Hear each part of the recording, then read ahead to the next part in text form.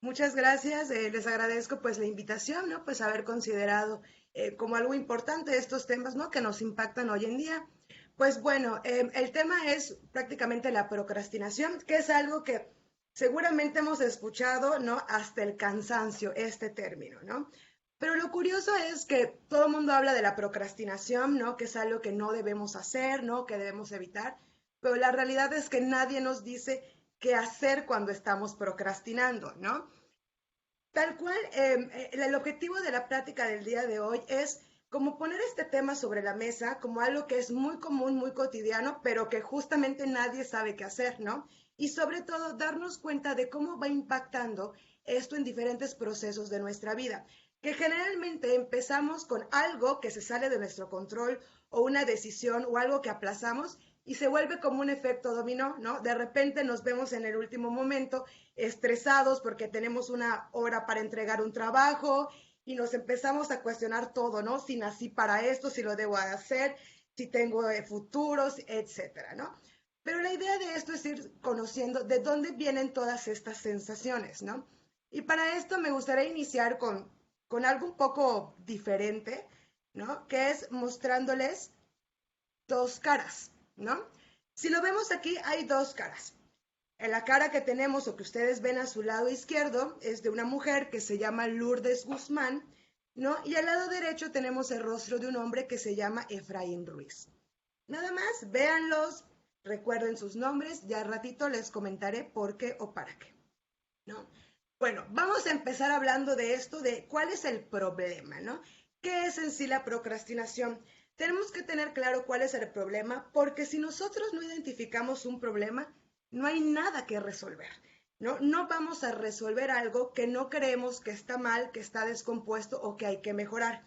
Entonces, si no identificamos de dónde viene el problema, no podemos mejorar o cambiar o corregir algo.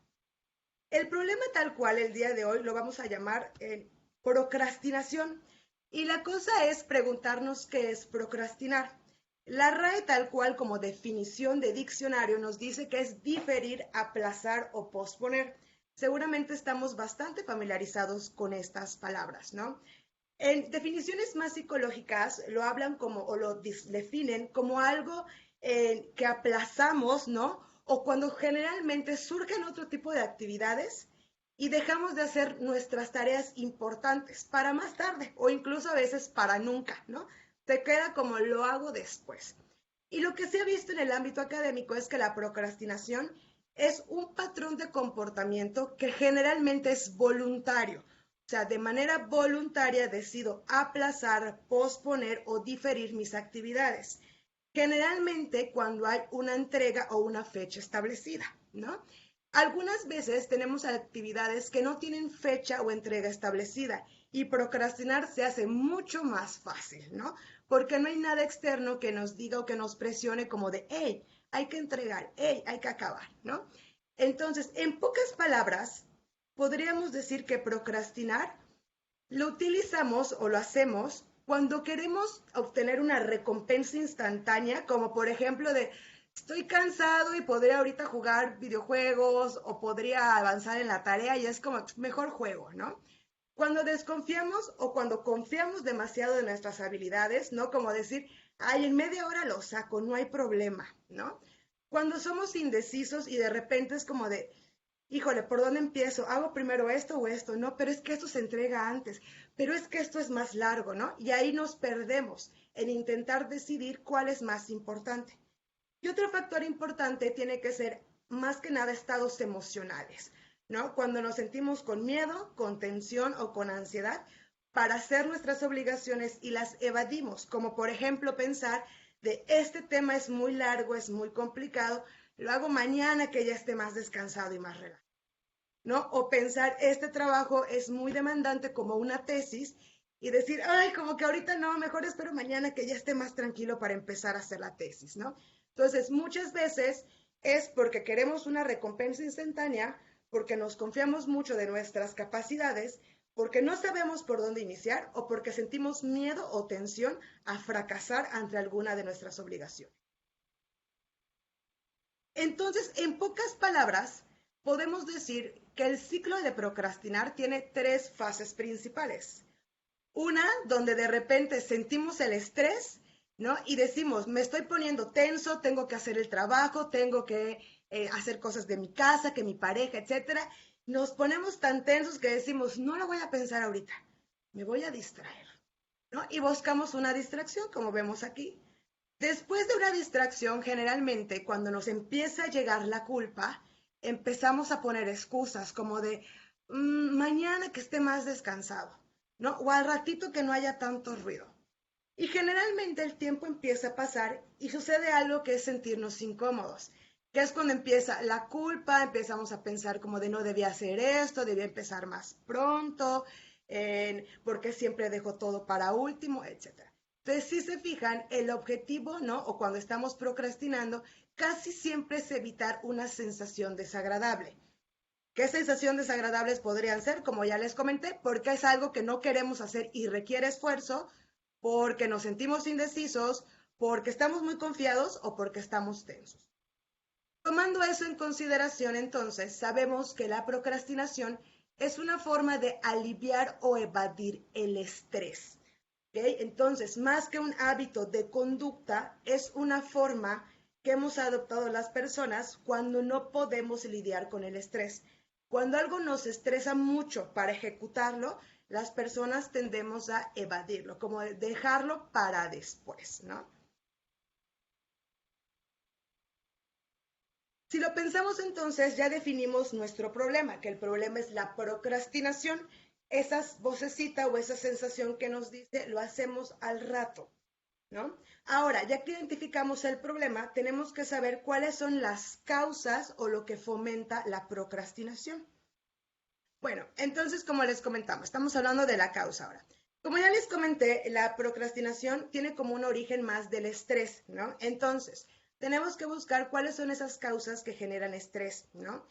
Hay muchas cosas o muchos factores que se han relacionado con la procrastinación, principalmente los que están aquí están relacionados con la procrastinación académica. Podemos procrastinar en todas las áreas de nuestra vida, ¿no? Familiar, social, laboral, en cualquiera. Pero ahorita estamos hablando de lo académico.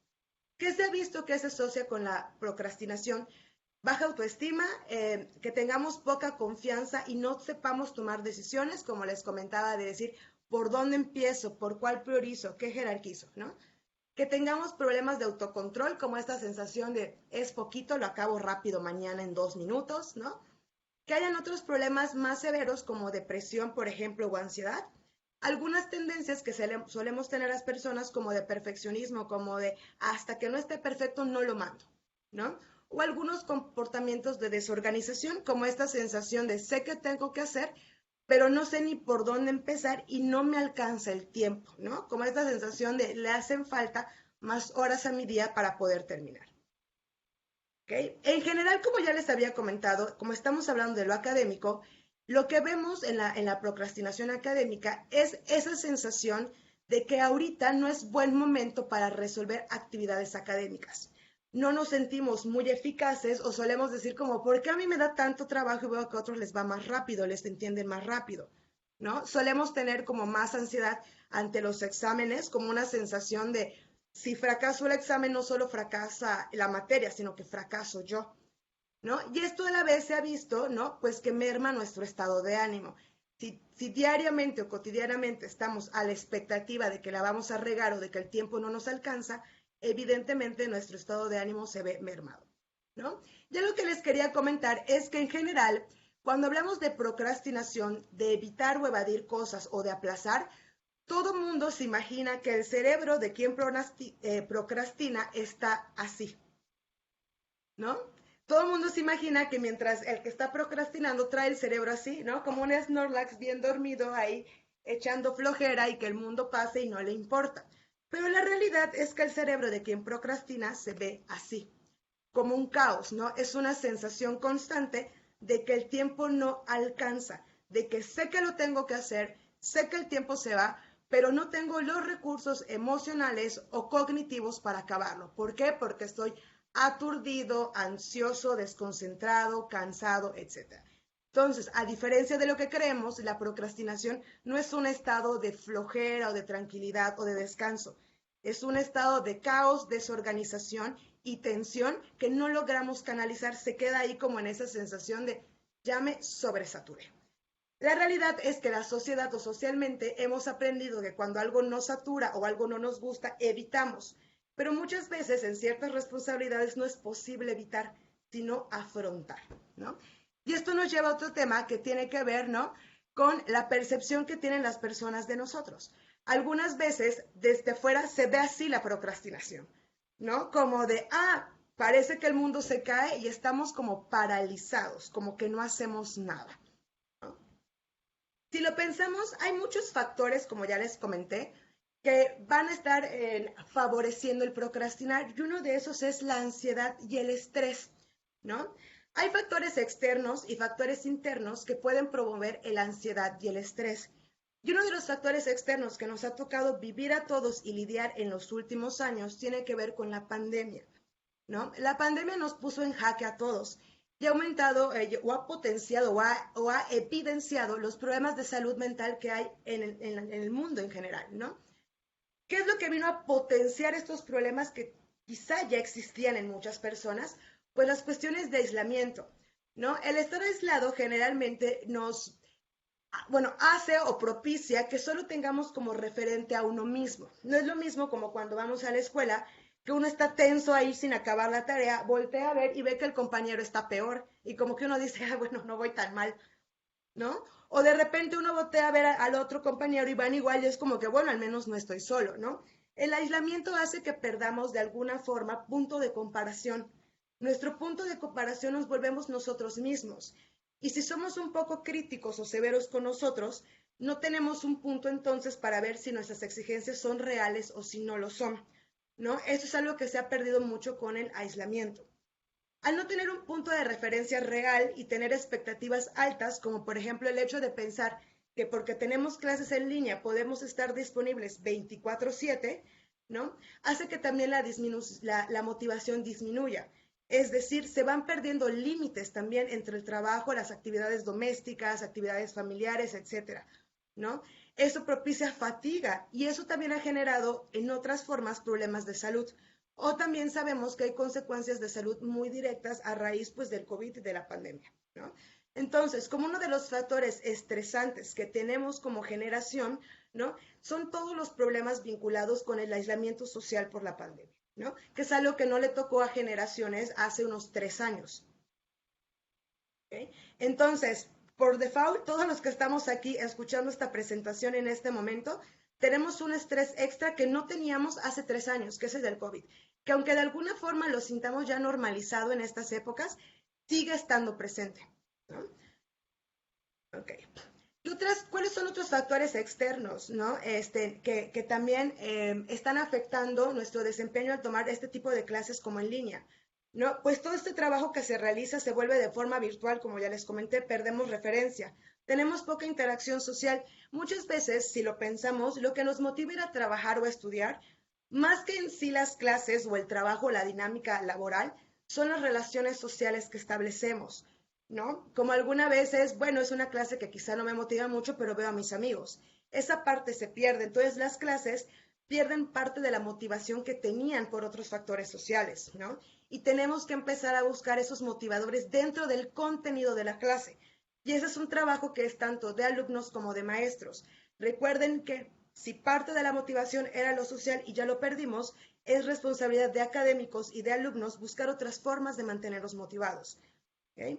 Que también vemos que hay poca estimulación sensorial, es decir, no es lo mismo estar en un salón de clases, ver qué pasa, que se levanta, que la silla está incómoda, que esto, que lo otro, que estar en el mismo espacio en el que tomamos clase, hacemos ejercicio, dormimos, comemos, porque estamos en casa todo el día, ¿no? Por lo mismo, se han roto o se han perdido los límites entre las actividades, ¿no?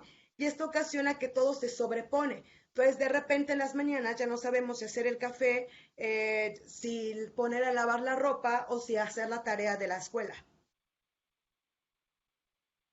Consecuencias. ¿Cuáles son las consecuencias que se han visto vinculadas a todas estas cuestiones del estrés, de la pandemia y de procrastinar?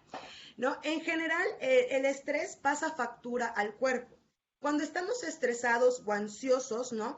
Por cuestiones, factores externos o internos, como la pandemia, por ejemplo, se suele liberar una sustancia que se llama cortisol. Es una hormona que todos tenemos en el cuerpo que nos ayuda a actuar cuando estamos en peligro. El cortisol, como ustedes ven en esta imagen, actúa a diferentes niveles. Afecta huesos, afecta el hígado, afecta los músculos, afecta el páncreas, afecta células cerebrales, etcétera. Cuando el cortisol se libera, o sea, cuando estamos muy tensos, es como si le dijéramos a nuestros cuerpos, viene un peligro. Si fuéramos animales, sería lo equivalente a que una gacela vea que se acerca un león. Es como decir, aquí viene un peligro, córrele, ¿no? Entonces, ¿qué hace el cortisol? El cortisol manda energía a los huesos, ¿no? Manda energía al páncreas, al hígado y a los músculos para que podamos correr o huir. En la vida real y en el mundo real en el que nosotros nos encontramos como seres humanos, cuando estamos en un peligro no es porque algo nos vaya a matar o a comer, sino es porque sentimos que vamos a perder la seguridad. Como por ejemplo, si nos va mal en un examen, podemos sentir que vamos a perder la carrera o que vamos a perder una beca o que vamos a defraudar a alguien. Entonces, aunque los riesgos no son voy a morir y me va a comer, ¿no? Algo, en el ser humano lo interpretamos o el cortisol se libera cuando sentimos que vamos a fracasar o a fallar en algo, ¿no? Cuando empezamos a sentir que vamos a estar en riesgo, sea académico, social, económico, etcétera. ¿Por qué les hablo del cortisol? Porque esto hace que nos aparezcan muchos síntomas que a veces ignoramos, minimizamos o pensamos que son normales, como suele ser, por ejemplo, la fatiga, el dolor de cabeza, el estar con sueño durante el día o no poder dormir durante la noche, el sentirnos inquietos o irritables, el sentirnos como tristes, como bajoneados, como apáticos, como de malas, sentirnos desesperados, irritables y en algunos casos también problemas de concentración, ¿no? Entonces sabemos que cuando sentimos algunas de estas cosas y además tenemos estrés, muy probablemente estamos liberando muchísimo cortisol. ¿Okay? Bueno, ¿y esto cómo se relaciona con todo esto del estrés y la toma de decisiones y lo que les prometí en la plática, ¿no? Pues bueno, el cortisol también afecta al cerebro y afecta una parte muy específica del cerebro que se llama corteza prefrontal. La corteza prefrontal es lo que nos hace diferentes a los animales y a los humanos. Todos tenemos cerebro, al menos todos los mamíferos no tenemos cerebro, pero no todos los mamíferos tenemos corteza prefrontal, solo los seres humanos. La corteza prefrontal es la que nos ayuda a hacer un sinfín de cosas necesarias para obtener logros y a estudiar, como es lo que nos ayuda a determinar la memoria, a planificar y organizar, a tener un pensamiento crítico, a controlar nuestros impulsos, a autorregularnos, a aprender, a motivarnos, a solucionar problemas, etcétera. Como seres que somos más desarrollados, también somos más vulnerables. Y a diferencia de los animales, cuando el cortisol ataca a los seres humanos, lo primero que ataca es esta región, a la corteza prefrontal. Entonces, como ustedes se pueden imaginar, si la corteza prefrontal se ataca, muchas funciones empiezan a mermar. Es decir, cuando estoy muy estresado, ¿qué empiezo a ver? Empiezo a tener fallas de memoria, ¿no? Como de, ay, ¿por qué se me está olvidando lo que tengo que hacer o por qué estoy perdiendo cosas? Me da más trabajo organizarme, como de no sé ni por dónde empezar. Ante problemas nos aturdimos, ¿no? Solemos evitar o dejar cosas. O podemos cometer más errores porque ya estamos más cansados y distraídos. Entonces sabemos que el cortisol, así como ataca a estos órganos, que es justamente lo que provoca que cuando estamos estresados o ansiosos nos dé hambre de dulces o nos dé hambre de grasas, ¿no? O queramos consumir algunas sustancias o algo, se debe a que el cortisol hace estragos en el cuerpo. ¿Okay? Lo mismo hace en el cerebro, pero aquí hace que la memoria se vea afectada, entre otros procesos. ¿Va? Entonces, ¿qué podemos esperar cuando estamos muy estresados que le pase a nuestro cerebro? Principalmente que nos dé trabajo tomar decisiones y planificar, ¿no? Que nos dé trabajo dar respuestas o intentar ser novedosos ante problemas que vemos, ¿no? Y algunas veces a no poder priorizar o tomar decisiones basadas en el riesgo-beneficio. ¿Okay? Es decir, que nosotros cuando solemos procrastinar es porque nuestro cerebro está tan lleno de cortisol que ya no podemos organizar, planificar, pensar o memorizar con claridad porque estamos sumamente estresados. ¿Ok? Entonces, recuerden que esto es lo que está propiciando que cuando estemos tan tensos, procrastinemos y no hagamos las cosas que tenemos que hacer. ¿Ok?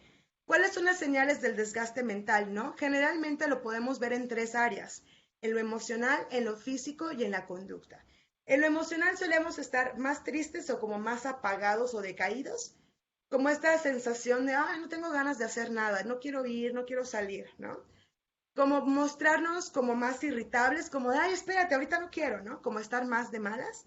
O simplemente por lo mismo empezamos a tener más errores y eso hace que nos sintamos culpables, nos sintamos mal, sintamos que no estamos dando la talla, no estamos dando el ancho, etcétera. Físicamente, ¿cómo lo vemos? Se pueden generar muchos malestares estomacales, como por ejemplo diarrea, gases, estreñimiento, colitis, inflamación abdominal. Se puede notar aceleración del pulso, como si acabáramos de correr pero sin hacer ejercicio. Podemos notar la boca seca, dolores de cabeza, por ejemplo, dormir más o dormir menos, sentir mucha hambre o por el contrario perder apetito. ¿No? Y conductualmente, como nos sentimos cansados y debilitados, nos empieza a importar menos la gente, nos distanciamos más de la gente, ya no queremos hacer cosas o nos sentimos como demasiado alerta de que algo vaya a salir mal, etcétera, ¿no? Todas estas cosas en conjunto lo que nos están diciendo es que estamos tensos, no nos están diciendo que no podamos o que no tengamos la capacidad, sino lo que nos está diciendo es que los factores externos o internos nos están rebasando en ese preciso instante. ¿Okay? Muy bien. Entonces, cosas que podemos hacer para disminuir el cortisol de manera cotidiana, ¿no? Hacer ejercicio de 30 minutos al día, puede ser aunque sea 3 veces a la semana. Mantener una dieta sana y equilibrada, o sea, en el sentido de procurar comer de todo, ¿no? O sea, azúcares, proteínas, grasas, o sea, lo más equilibrado posible. La reducción de la cafeína y el azúcar, o sea, en el sentido de no abusar demasiado de ello, no que lo dejen por completo. El descanso suficiente, que para la edad en la que más o menos se encuentra la mayoría es de 6 a 8 horas, y mantener la mente ocupada en el sentido de también hacer cosas recreativas por uno mismo, ¿no? Que si lo pensamos, esto suena muy bonito en papel, la cosa es cómo lo llevo, lo hago con todas las actividades de mi vida diaria, ¿no? Bueno, ya les conté el problema, ya les conté las causas, ya les conté las consecuencias, y ahora vamos a intentar meternos un poquito en las soluciones. Como ustedes recordarán, la procrastinación o el evitar hacer cosas generalmente se da como una respuesta ante la ansiedad o el estrés muy marcado. Algunas veces o algunas formas, ¿no? Están vinculadas para resolver eso a identificar cuáles son las cosas o factores que están propiciando el aplazamiento. Es decir, si es porque la tarea se me hace muy aburrida y creo que la puedo hacer muy rápido, si es porque me siento inseguro y no sé por dónde iniciar, ¿no? Si es porque de plano me da miedo, ¿no? O me siento muy tenso al iniciar a hacerla, ¿no? O si hay otro tipo de bloqueo más como cognitivo, como siento que no memorizo, siento que no me concentro, me siento más somnoliento, etcétera, ¿no? Una vez que tengamos identificado qué es lo que nos hace aplazar, es ir trabajar sobre eso mismo. Por ejemplo, si es una cuestión de estrés asociada, por ejemplo, a cuestiones familiares, algo que va a ayudar a disminuir esas tensiones se relacionan con trabajar directamente eso que te está generando tensión o estrés emocional, ¿no? Si no va para cuestiones más emocionales, hay que identificar cuáles son los procesos o hábitos que nos están atorando para generar rutinas de actividades, ¿no? Otra cosa que hay que identificar o que hay que evitar es el hacer planes en exceso con el objetivo de compensar el tiempo perdido, como por ejemplo, hoy no voy a hacer nada en todo el día, ¿no? Pero mañana voy a trabajar de 8 a 8, ¿no? La realidad es que esas técnicas no funcionan, porque lo único que hacemos es dejar todo, ¿no? Y de un golpe meter todo un golpe de información que no va a poder ser procesada porque es demasiado, ¿no? Es importante aprender a gestionar el tiempo, aprender a decir que no cuando nos sentimos sobresaturados, como por ejemplo, ¿no? Va a haber no sé, se va a abrir curso de verano semestre, ¿no? Y que uno diga, bueno, yo tengo 6 materias, pero lo voy a tomar. Si uno siente que no puede y le va a cargar la mano, no lo tomemos, ¿no? O por ejemplo, como de, bueno, hago todo esto y además quiero tomar mis clases de tai chi, de danza clásica, ¿no? Como priorizar de, sí me gustaría, pero no puedo o no debo sobresaturar, ¿no? Y otro aspecto tiene que ver con el jerarquizar y decidir, ¿ok? Entre las cuestiones para la planificación, hay como algunos pasos que hay que considerar, ¿no? Que siempre tienen que estar basados en tener muy claro cuáles son los objetivos, las metas y la misión, ¿no? Generalmente el objetivo se basa en eso que tengo que lograr. Por ejemplo, tengo que entregar la tarea de tal materia tal día antes de tal hora. Ese es el objetivo. Pero la realidad es que lo que a nosotros como seres humanos nos mueve no son los objetivos. No nos mueve cuando nos dicen lo que tenemos que hacer. Nos mueve cuando estamos teniendo claro una meta o por qué estamos haciendo las cosas. Si lo pensamos, muchas de las tareas que a veces ustedes tienen que entregar, quizá les parecerá que carecen de metas. Es como decir, sé que lo tengo que entregar, pero ¿para qué? Cuando nosotros no tenemos una meta clara, es cuando más solemos procrastinar. Recuerden que cuando no tenemos claridad de qué hacer, por dónde empezar o seguridad, solemos dejar las cosas. Cuando tenemos muy clara la meta, como por ejemplo, decir, el objetivo es entregar la tarea a tal hora, pero mi meta es entregarla, cumplir y que me vaya bien en esa materia, podemos empezar a ver que aunque hay cosas que inmediatamente hacerlas son sumamente desagradables, como hacer una tarea que no queremos, cuando nos fijamos en la meta y no en el objetivo, que la meta sería, por ejemplo, no sé, aprobar la materia, exentarla y ya no volver a preocuparme por ella, ¿no? Es más fácil que nos sintamos motivados. En pocas palabras, lo que tenemos que empezar a hacer es identificar cuáles son esas metas, las cosas que hacen que sí cumplamos con las cosas que tenemos que hacer.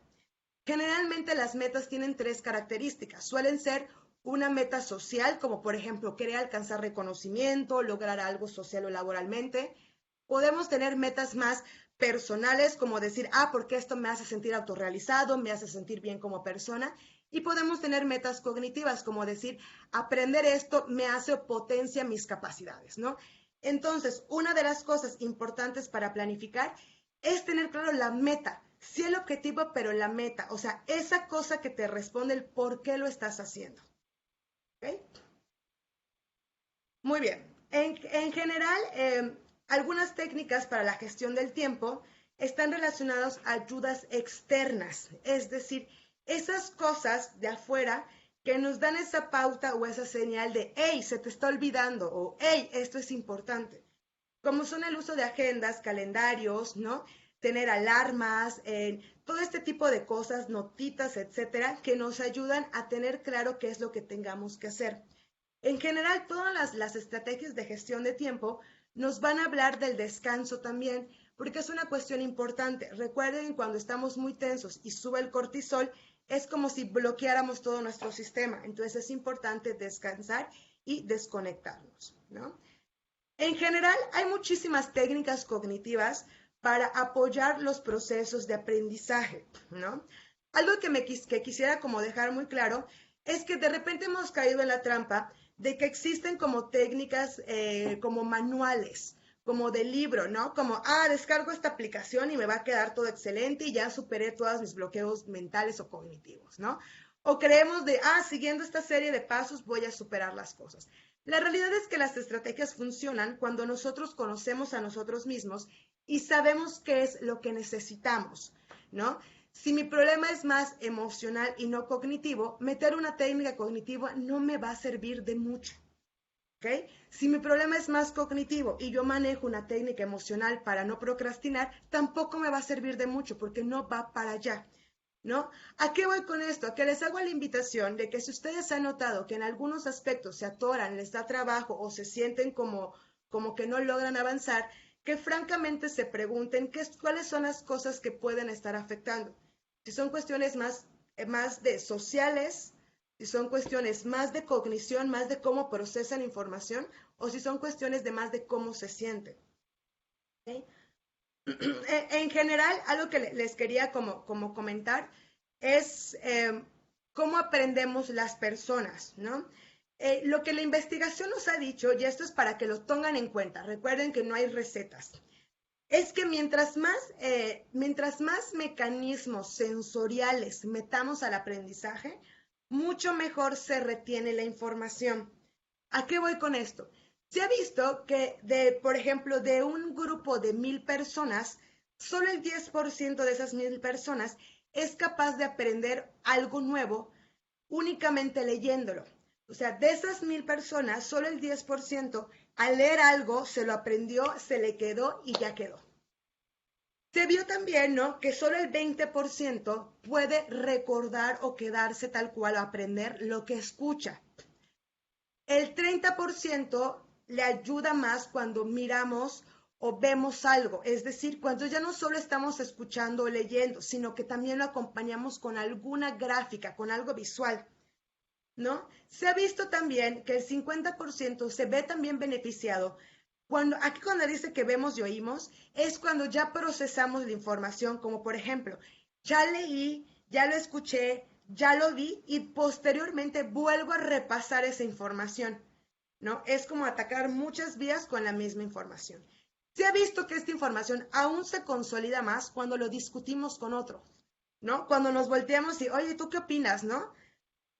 También se ha visto que aún se consolida más cuando no solo lo discutimos, sino cuando también lo hacemos, ¿no? Y se ha visto que el aprendizaje se logra una mayor comprensión, ¿no? Y dominio cuando todo esto que ya leímos, ya escuchamos, ya vimos, ya oímos, ya discutimos y ya hicimos, se lo enseñamos a otro. Entonces, si ustedes se fijan, lo que la investigación nos dice es que usar un solo mecanismo o quedarnos con un solo mecanismo de aprendizaje es limitar los recursos que nosotros tenemos. Por eso en muchas veces tenemos que ayudarnos o apoyarnos de otros recursos externos para favorecer aprendizajes que son complejos. ¿Okay? Y llegando a esto, hay otro tema importante a tocar que es la tolerancia a la frustración. Muchas veces las personas creemos que aprender o cuando aprendemos algo que nos gusta va a ser sumamente fácil, agradable, rico, lo vamos a dominar, nos vamos a sentir excelentes, pero la realidad es que el aprendizaje tiene su toque de complejidad. Cualquier aprendizaje, por más sencillo que parezca, como por ejemplo cuando aprendimos a caminar o a escribir, en su momento se veía sumamente complejo. Es decir, todos los aprendizajes inician siendo fáciles y llegan a un punto en el que se hacen sumamente complejos.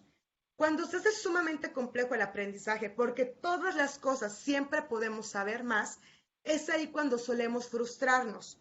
En ese punto de frustración, de ansiedad y estrés, es cuando solemos abandonar, cuando solemos procrastinar. ¿Ok?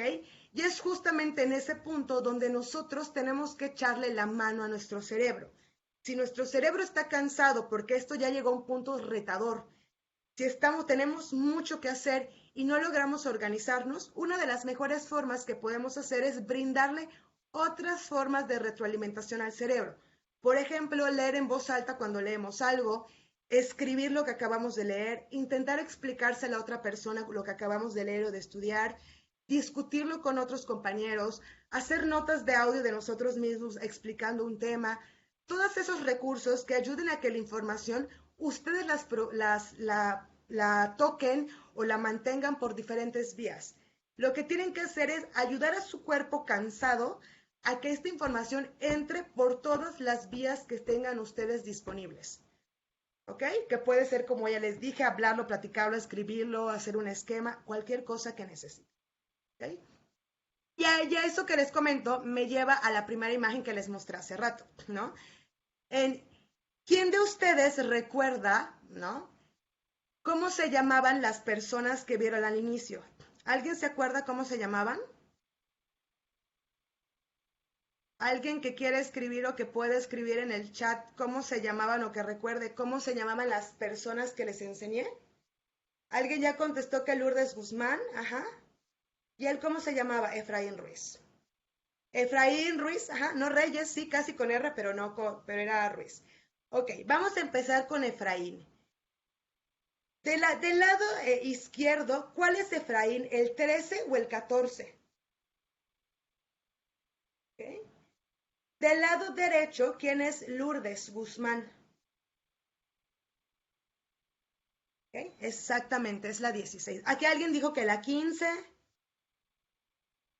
Mm, pero sí, es la 16. Ok, muy bien. ¿Cuál es el objetivo de esto? Que no lo sé, me pongo a pensar que quizá algunos de los que se acordaron de todo esto, quizá conocen a alguien o tienen algún pariente o algo que se les parezca a estas personas, o quizá asociaron el nombre con alguien que conocen, o quizá asociaron rasgos de la persona, ¿no? Para recordarla. ¿A qué quiero llegar con esto? Que el aprendizaje en general y la memoria en general siempre se va a beneficiar de la asociación. Cuando ustedes quieran memorizar algo o recordar algo, cuando sean conceptos que no pueden modificar porque así se los tienen que aprender, la mejor forma de hacerlo es con asociación. ¿Ok? Por ejemplo, hubo una vez que estaba trabajando con una persona que tenía algunas dificultades de memoria y al trabajar esta actividad me decía, ¿no? Que lo que esta persona hizo fue recordar que este Efraín Ruiz, ¿no? Le recordaba como a un exnovio que había tenido, ¿no? Entonces me decía, ay, para mí es Raulito, ¿no? Entonces así iba asociando y de repente es una cara que ya no se pierde, ¿no? La cosa que voy a lo que quiero llegar es que muchas veces lo que más beneficia al cerebro es la asociación. Y las asociaciones nosotros las creamos. No existe nada, no existe como una guía que te diga, ah, para recordar nombres asocia esto con esto.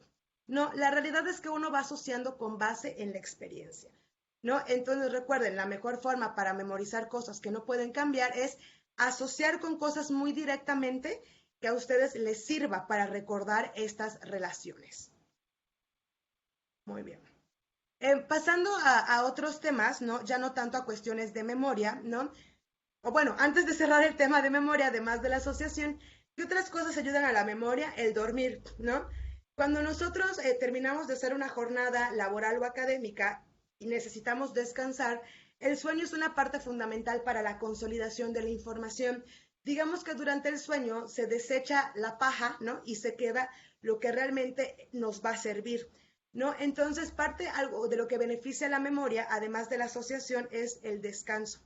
¿Va? Siempre que se sientan aturdidos o que sientan que de repente llegan a un punto en el que ya no entra más información, que es un fenómeno real que se llama saturación, lo mejor que podemos hacer es descansar, ¿ok? Como para dar chance de que se vacíe o que se acomode la información y volver a recargarla de información nueva. ¿Ok? Muy bien, en cuestiones de tomas de decisiones. Toma de decisiones es todo un tema súper complejo. ¿Por qué? Porque las tomas de decisiones siempre tienen un componente emocional. Nadie nunca o casi nunca toma decisiones basadas únicamente en la lógica. La lógica nos ayuda a predecir situaciones y tomar decisiones, pero al final lo que nos motiva a decidir si sí o si no es la sensación de riesgo o beneficio que tiene una decisión, ¿no? Entonces tenemos que saber que muchas veces cuando decidimos hacer o no hacer algo, muchas veces hay una motivación oculta, una motivación para hacer algo que queremos o una motivación para evitar algo que nos genera mucha ansiedad, ¿no? ¿Qué es lo que se ha visto? ¿Qué es lo que la investigación nos dice? Pues bueno, que podemos hacer tipos de esquemas, ¿no? Que nos ayuden a identificar o a priorizar qué es lo que tenemos que hacer. Esto nos lleva a algo que se conoce como la caja de Eisenhower, que seguramente la conocen, habrán visto o la han usado, ¿no? Este mecanismo lo único que hace es ayudar a nuestro cerebro de una forma muy gráfica a ordenar, jerarquizar o acomodar la información. Ayuda de forma lógica al cerebro a decidir qué es lo más importante.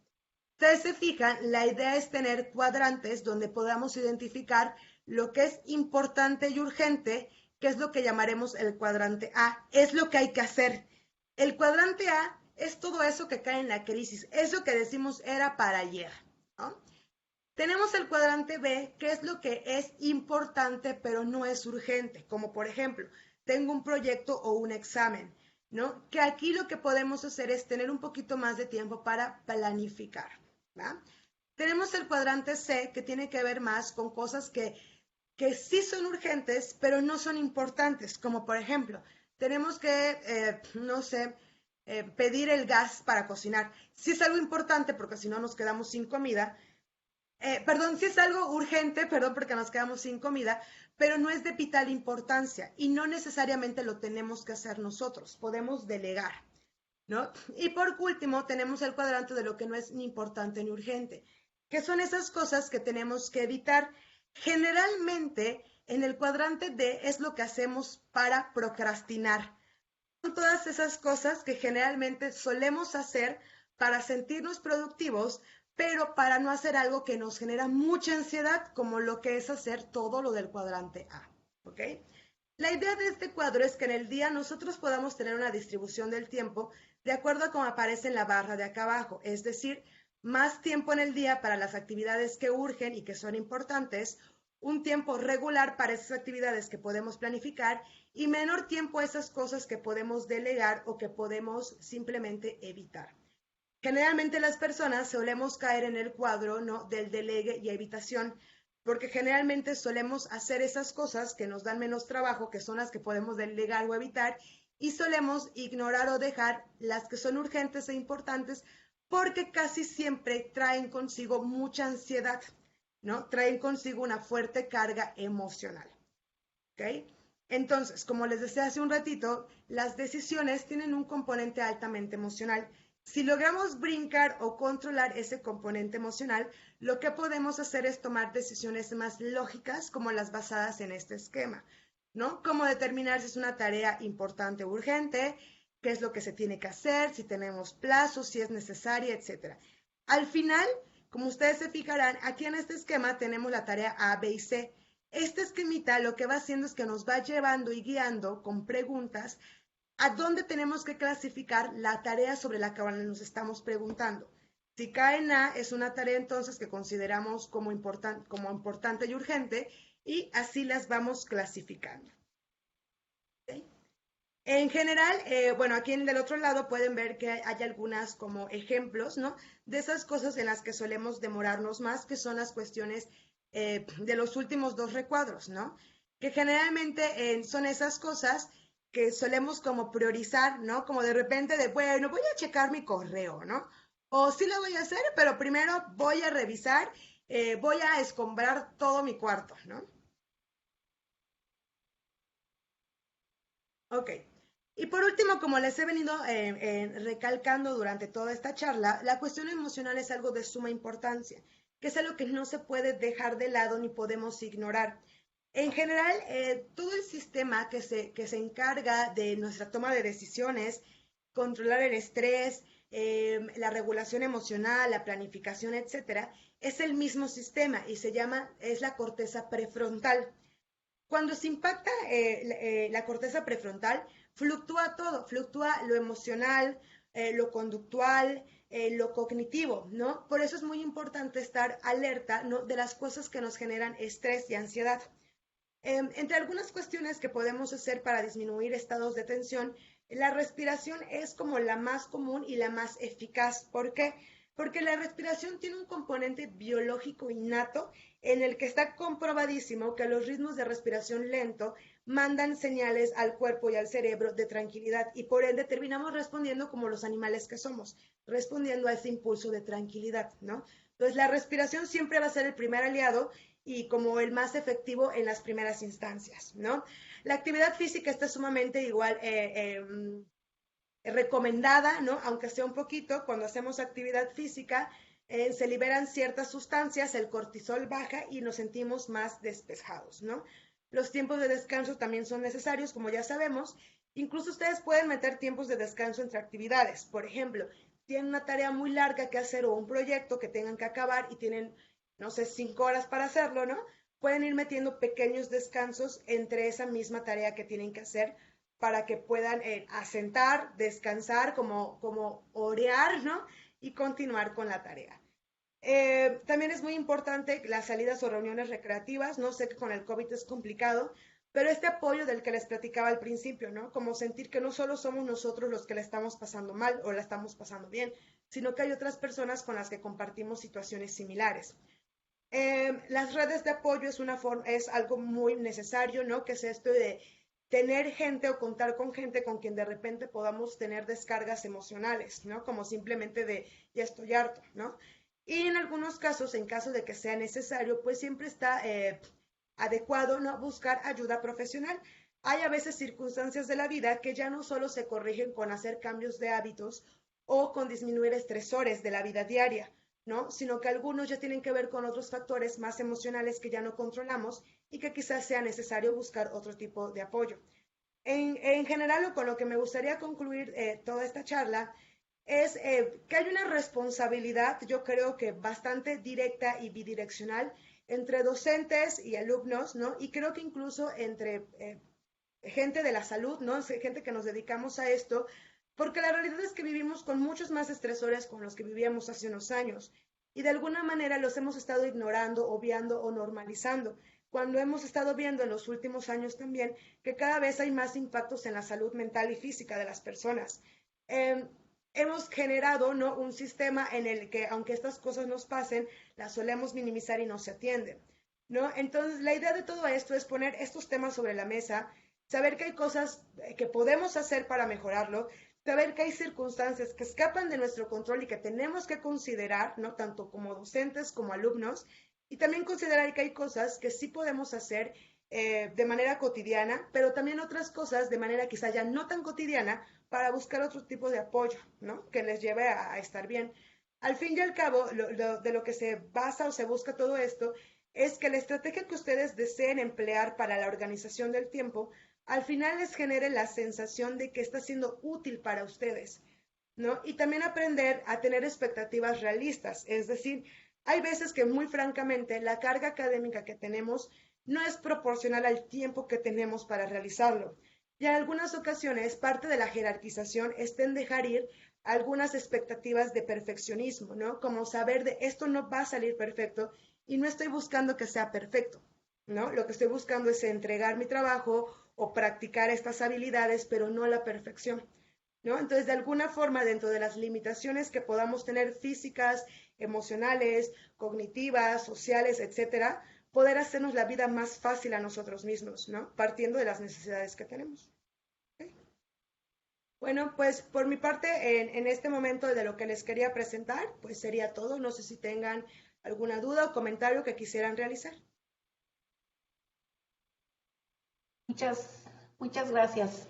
Creo que estuvo súper interesante y creo que diste una gran cantidad de ideas para todos, ¿no? Eh, las preguntas pueden hacer uso, abrir su micrófono y hacer la pregunta directamente o bien escribirla en el chat y yo puedo estarla leyendo.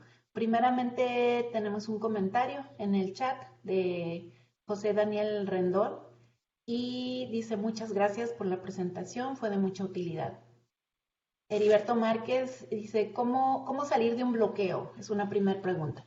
Ok, esa es muy buena, ¿no? Lo primero que tenemos que hacer es identificar si es un bloqueo o emocional o físico. ¿Cómo podemos hacer esto? El bloqueo físico se siente como empiezo a sudar o como una sensación de calor. Puedo sentir que aunque estoy frente a la computadora, la idea no fluye. O es como me estoy obligando, pero la idea no fluye. Sentir entumecimiento de piernas, dolor de cabeza, boca seca. Esas son señales de me estoy bloqueando físicamente. Eso es decir, cortisol se disparó. Cuando eso pasa, lo mejor que podemos hacer es tratarlo como lo que es un bloqueo físico. Es decir, alejarte de donde estás, salir, caminar, tomar agua, puedes tomar un baño, puedes hacer ejercicio, hacer algo que sea relajante, ¿no? O sea, cualquier cosa que te ayude a liberar esa sensación como de bloqueo y posteriormente regresar. Respirar también puede servir, ¿no? Si es físico, trátalo como lo físico que es. Por ejemplo, si tienes taquicardia, intenta respirar para que baje la taquicardia. Si tienes sudoración, aíslate de donde estás, o sea, busca un lugar más ventilado e intenta que se regule tu ritmo cardíaco, ¿no? Y tu presión arterial. Hay otro tipo de bloqueos que son más mentales, como esta parte de estoy tranquilo, pero mi cerebro está en blanco, ¿no? O estoy tranquilo y empiezo a trabajar y de repente empiezo a pensar de, pero todavía me falta otras dos tareas si yo sigo en esto, ¿no? O como pensar de, ya quiero que se acabe, ¿no? Son diferentes tipos de bloqueo. Cuando es un bloqueo más de pensamiento, sí es como una relación a la expectativa de lo que tienes que hacer, como por ejemplo de es que no queda perfecto o es que no lo entiendo, una de las soluciones también es frenar, ¿no? Y recordar cuál es el objetivo. Por ejemplo, no sé, el objetivo era buscar, o no sé, o armar un proyecto de 10 cuartillas con estos 3 requisitos. Muchas veces nos pasa que mientras más nos clavamos, vamos perdiendo el objetivo y la meta, ¿no? Entonces, cuando ustedes sientan que ya no saben ni por dónde ir, como de sé, pero ya a la vez ya no me sé, ya me perdí, es recordar, claro, cuál es el objetivo, qué es lo que tengo que entregar. Si ya tienes lo que tienes que entregar, párale ahí. O sea, ya no estés buscando más cosas, ¿no? No nos estemos yendo. Si está claro el objetivo y ya lo logré, ahí paro, ¿no? Si es un bloqueo más, perdón, relacionado a cuestiones como de emocionales, como de me pone tenso, no lo logro, pues lo que tenemos que hacer ahí es pensar, ¿no? De estoy haciendo lo que tengo que hacer, ¿no? Y continuar con la actividad. Si se fijan, son diferentes tipos de bloqueo. Entonces, la clave está en que identifiquemos de qué tipo es. ¿Okay? Y la primera opción siempre va a ser parar, alejarnos y descubrir qué es lo que está pasando. ¿Okay? Espero haber ayudado a contestar un poquito tu pregunta. Excelente. De parte de Romer, dice, por mi parte no hay dudas, pero le agradezco la presentación. Nos ayudará a todos. No sé si haya alguna pregunta. Rocío tiene una pregunta. ¿Se recomienda la técnica Pomodoro para trabajar varias horas seguidas? Sí es recomendable, pero no recomendable como de libro. ¿A qué me refiero? Muchas veces la técnica dice, trabaja 30 minutos, descansa 10, ¿no? Y cuando lo intentamos seguir del libro es muy frustrante. ¿Por qué? Porque hay gente que de repente dice, no, pues, o sea, media hora, yo apenas a los 15 minutos estoy agarrando el hilache y ya me piden que pare, ¿no? Hay gente a la que le parece muy disruptivo. Pueden usar la Pomodoro, pero con la condición de que ustedes generen sus propias rutinas, en el sentido de calcúlale qué tanto te funciona. Por ejemplo, no sé, si después de 45 minutos notas que tu atención ya bajó, ese es tu pomodoro. 45 minutos de trabajo y, por ejemplo, 20 de descanso. O sea, funciona la técnica, funciona la metodología, pero tú tienes que adaptar las especificaciones del tiempo para que sea útil para ti. Muy bien. Carla pregunta, ¿podemos tener bloqueos físicos y emocionales al mismo tiempo? Sí, y es justamente lo que se conoce como clínicamente ansiedad, ¿no? La ansiedad vienen juntos, un pensamiento desencadena síntomas físicos o síntomas físicos desencadenan un pensamiento. De hecho, eso que menciona Carla, que es lo que vamos a llamar ansiedad generalizada o ansiedad clínica, es la principal causa de procrastinación y de desorganización en la vida académica. Hay tanta tensión, me lleno tanto de cortisol, aunque sepa que tengo que hacer, no organizo, no planifico, me saturo y abandono. Entonces sí, generalmente así pasa. Sí. Merichel, si quieres abrir tu Sí, micrófono y hacer tu pregunta. hola, ¿qué tal? Buenas tardes. Muy interesante la plática. Mi pregunta va en relación a, bueno, lo que llamamos multitasking o todo este bombardeo de información que tenemos a través de redes, medios sociales, diferentes estrategias, ¿no? Del mundo de ahora, que, bueno, que sin duda han ayudado, ¿no? En avanzar de alguna otra manera, pero ¿cómo afecta a la corteza prefrontal esto, ¿no? El hecho de estar constantemente haciendo varias cosas a la vez, ¿no? Que, bueno, por lo que yo he leído y demás, es imposible. De hecho, no podemos hacer varias cosas a la vez, ¿no? El cerebro tiene Justo, que resetear. justamente, eso es justo lo que iba a comentar, ¿no? El multitasking como definición es hacer muchas cosas a la vez. Multitasking como un fenómeno real, como un fenómeno de proceso cognitivo, es la variación entre una actividad en milisegundos. Lo que se ha visto es que no puedo hacer las dos cosas al mismo tiempo. Lo que sí puedo es tener una variación tan chiquita de tiempo entre que cambia una a otra que parece que se hace en el mismo tiempo. ¿Cuál ha sido como el riesgo de todas estas redes sociales y todo el bombardeo de la información? Que si vamos haciendo un recuento, anteriormente hace unos años se vendía la idea de la vida productiva, de que las personas tenemos que trabajar tanta cantidad de tiempo para ser productivos. Hace unos años se cambió esa idea y se vino a vender la idea del equilibrio, que el equilibrio también nos vende una idea bastante estricta que es, tienes que hacer ejercicio, pero tener tiempo para tus hijos, pero ser bueno académica y profesionalmente, pero además ser buena esposa y además hacerlo feliz, ¿no? Y comer bien y prepararte sano. O sea, Y además de hacer todo eso estando muy contentos, ¿no? Más que nada como afecta, uno, generalmente tenemos mucha sobreestimulación. O sea, hay tanta información tan constante que a veces es esta parte de no logro asimilar lo que realmente me es importante o no logro asimilar lo que realmente me funciona a mí, ¿no? Porque hay tanta y tan constante información que ya no analizo, solo recibo por una parte, ¿no? Y por otra, el multitasking en sí es bueno, ¿no? Es una forma del cerebro de ir justamente agilizándolo, de haciéndolo muy rápido. El multitasking es algo bueno, ayuda a la corteza prefrontal. ¿Qué no ayuda a la corteza prefrontal? La sensación o la presión de tener que hacerlo. O sea, lo que realmente no va a ayudar es sentir la sensación de que no estoy logrando ser multitasking. Todos lo somos de alguna manera, ¿no? Gracias. De nada. Jennifer menciona, muchas gracias por las recomendaciones. ¿Alguna literatura que nos puedas compartir para indagar más en el tema de mecanismos sensoriales para generar una memoria a largo plazo? Ok, sí, si gustan, ahorita no tengo como el nombre ni el autor a la mano, pero les puedo mandar como una serie de bibliografía que ustedes vayan compartiendo, ¿no? En cuestiones de memoria, realmente como les mencionaba hace un ratito, ¿no? No existe nada que nos diga o sea, cómo se hace, ¿no? En, bueno, yo tengo una filosofía o mi forma de neuropsicóloga está basada en la escuela rusa, ¿no? Que la escuela rusa habla de procesos complejos. La escuela como cognitiva o la escuela americana habla de procesos basados mucho más en cuestiones como de listas, ¿no? Como de se hace esto y te puedes hacer esto, ¿no? El modelo que yo manejo funciona entendiendo cómo se dan procesos, ¿no? Y en la memoria lo que se ha visto que funciona es justamente saber que hay dos mecanismos. Uno es el que hace que la información se capte y otro es el que hace que la información salga. Es decir, con el que guardo y con el que recupero. ¿Okay? Generalmente el que siempre nos falla es el de guardar. ¿Por qué? Porque a veces no guardamos porque estamos distraídos, ansiosos o tensos. ¿Okay? Entonces, ¿qué funciona? Hacer asociaciones como lo que hicimos con las caras, ¿no? Ahora, cuando nosotros nos atoramos en el proceso, no de guardar, sino de recuperar, lo que sirve es tener estrategias muy claras, como por ejemplo, si nosotros hacemos asociaciones o clasificaciones de la información, es más fácil para el cerebro ir a ese grupo de clasificación que buscar en una maraña completa de información. Por poner un ejemplo muy tonto, seguramente alguna vez a ustedes les ha pasado, ¿no? Que sus papás o ustedes con sus hijos empiezan como que, Fernando, Francisco, Roberto, ven aquí, ¿no?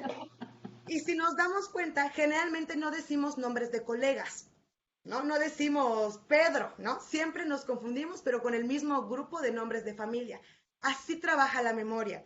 La memoria no es como que almacene cosita por cosita. La memoria hace grupos. Grupo de nombres de familiares, grupo de gente con la que trabajo, grupo de cosas académicas. Entonces, mucho de lo que puede funcionar en la memoria es clasificar y agrupar. O sea, buscar la manera en cómo el cerebro va haciendo estas conexiones y asociaciones, ¿no? Lo que yo les voy a compartir en esta literatura son esas técnicas que se ha visto que sirven para generar asociaciones.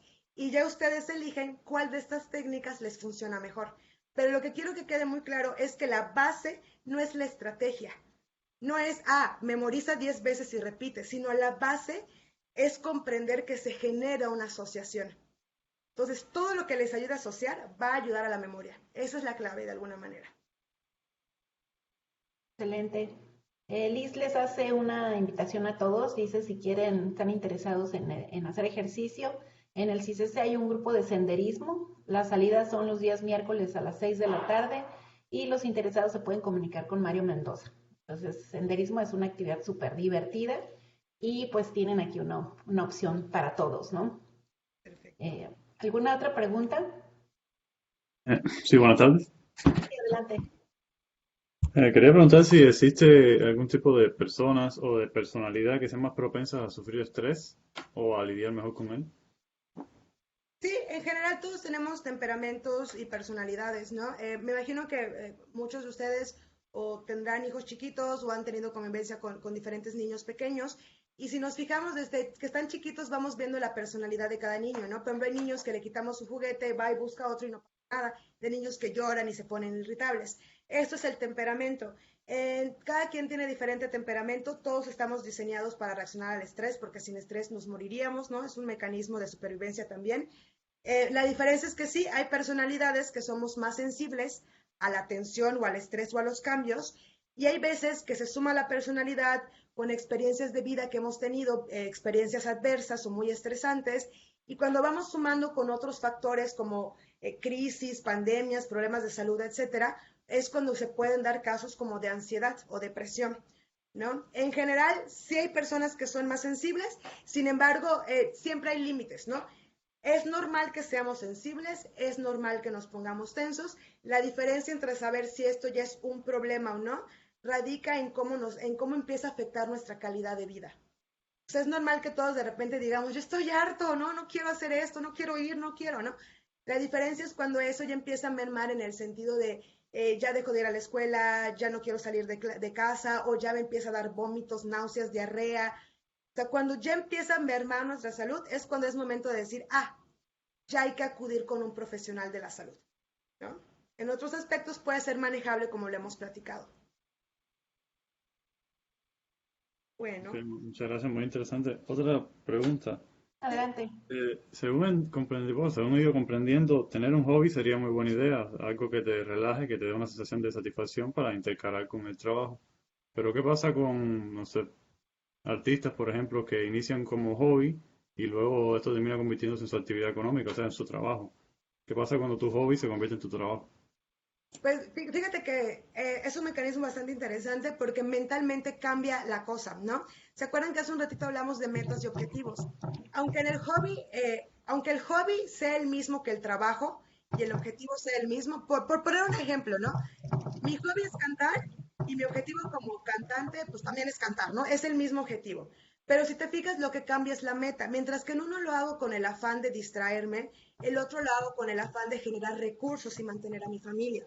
Entonces, la meta cambia y por tanto las presiones cambian. No es lo mismo si yo un día no quiero cantar porque es mi hobby, no pasa nada, que un día si yo no quiero cantar, ¿no? Y pues mi familia ya no come, por poner alguna idea, ¿no? A lo que voy con esto es que sí impacta el cambiar un hobby que se vuelva tu actividad económica. Es más recomendable entonces que si esa será la actividad económica, busques otra cosa que te ayude a relajarte. O dentro del mismo hobby que es tu actividad económica, busques algo que se desvincule con tu actividad. Por ejemplo, tengo un paciente que es fotógrafo, que se dedica a ser fotógrafo de bodas y su actividad de lúdica en fotografía es hacer fotografía como más erótica, ¿no? O sea, es la misma actividad fotográfica, pero son metas completamente diferentes. Uno es para darle de comer a su familia y tiene una estructura muy clara, y el otro es por disfrute, porque le oíste, porque le gusta tener ese contacto. Es decir, buscando por ahí. ¿Okay? Entiendo, muchas gracias. Alondra Vargas dice, muchas gracias por la información, muy interesante todo. Para el caso que mencionó de ansiedad generalizada, ¿qué es el bloqueo físico y emocional al mismo tiempo? ¿Las recomendaciones serían las mismas o qué se puede hacer? Las recomendaciones conductuales sí, casi siempre son las mismas, buen sueño, buena alimentación, e intentar tener horarios separados, hobbies, etcétera. Sin embargo, cuando hay algunas cuestiones como de ansiedad generalizada y que ya merma tu calidad de vida, lo más recomendable es acudir con un profesional de la salud. ¿En qué sentido? Como bien les dije, estas muchas recomendaciones son generales, ¿no? Y la cosa es ir viendo qué me funciona mejor a cada caso, ¿no? Algunas veces, cuando traemos muchas cosas ya mezcladas, ya no solo lo académico, sino algunas otras cuestiones familiares, a veces da un poquito más de trabajo hacer esta diferenciación por nosotros solos. Y acudir con un profesional puede ayudar muchísimo, ¿no? Entonces, si tienes el interés como de indagar un poquito más, yo te invitaría a que consideres la opción quizá de buscar unas alternativas que te ayuden a guiarte más, ¿no? Como para que tengas esta guía y este apoyo cuando necesites o sientes algún bloqueo. Okay. Muy bien. Paula Pérez dice, buenísimo, muchas gracias. Lorena María Durán dice, muchísimas gracias. Creo que sería muy útil tocar estos temas frecuentemente, tanto para los estudiantes como para los investigadores. Y Rocío dice, ¿las redes sociales podrían ser parte de las actividades para descansar o no se recomiendan? Sí, podrían ser parte de las actividades para descansar, eh, siempre y cuando como todo, ¿no? Hayan ciertas limitaciones. Por ejemplo, en la noche no se recomienda porque quita un poquito el sueño. La realidad es que creo que casi todos, me incluyo, ¿no? Revisamos el celular antes de dormir. O sea, lo ideal sería que no lo hagamos, o sea, pero hasta yo lo hago. O sea, todo lo que consideres que es algo que te ayuda a descansar, a desconectarte o a relajarte, bienvenido sirve. Ahora, si estás usando las redes sociales como algo antes de dormir o para propiciar el sueño, para cansarte, no va a funcionar, ¿va? Si es para relajarte y desconectarte, perfecto. Para dormir o para descansar o para relajarte, no va por ahí. Al contrario, activa. Es como lo mismo del ejercicio. El ejercicio funciona muy bien antes de las 6, 7 de la tarde. Ya después en la noche no nos va a dejar dormir porque nos va a activar mucho. Son nada más como algunas cuestiones a considerar. Rocío dice gracias. Gracias. Yo tengo una duda. Sí, sí, adelante. Gracias. ¿Tiene algún consejo para hacer una agenda más o menos equilibrada? Porque a veces en un mismo día queremos, como usted decía, ¿no? Trabajar y aparte hacer ejercicio y relajarme y meditar. Entonces, como, no sé si tenga como alguna, sí, como algún tip o alguna manera en la que podríamos incluir esto. Permítame, justamente estoy buscando. Okay. Permítanme. Les voy a mostrar ahorita